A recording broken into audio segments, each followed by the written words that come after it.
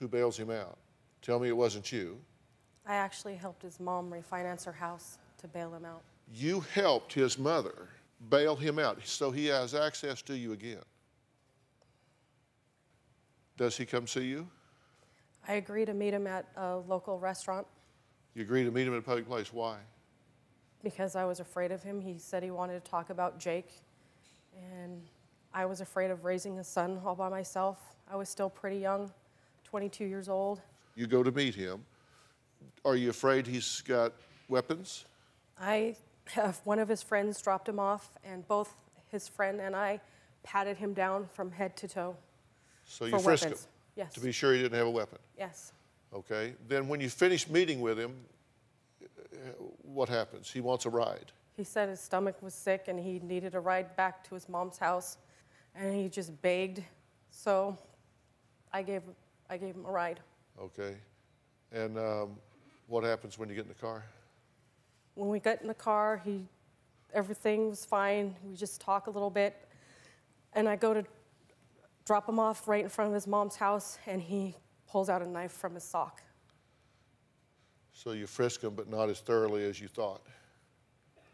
And he then puts it against my throat and tells me to drive.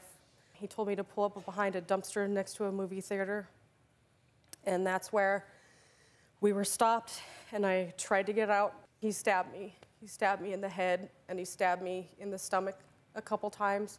It didn't go through my clothes, so there's no wounds, but after he stabbed me, because he told me to get in the back seat after that, and I lifted my head up, and there was just blood just gushing and through my hands, and I ran and got away and ran into the movie theater, at which point he followed me in there with a knife, and I crunched in a corner, and people saw him with a knife, and there was like 6 people that made a circle around me and protected me and said, "Leave her alone." I screamed so loud that the fire department a half a block away heard me, and they came in and tended to my wound. Is he arrested for this?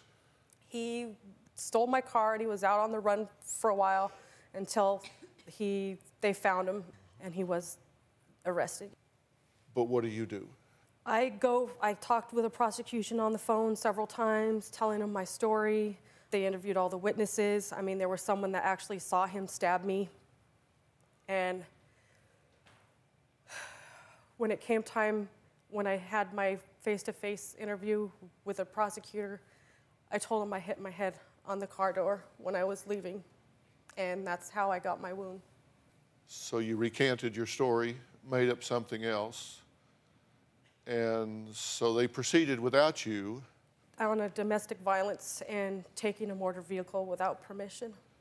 And he got out. And that's what you say you feel bad about, because he would still be in jail today. Yes.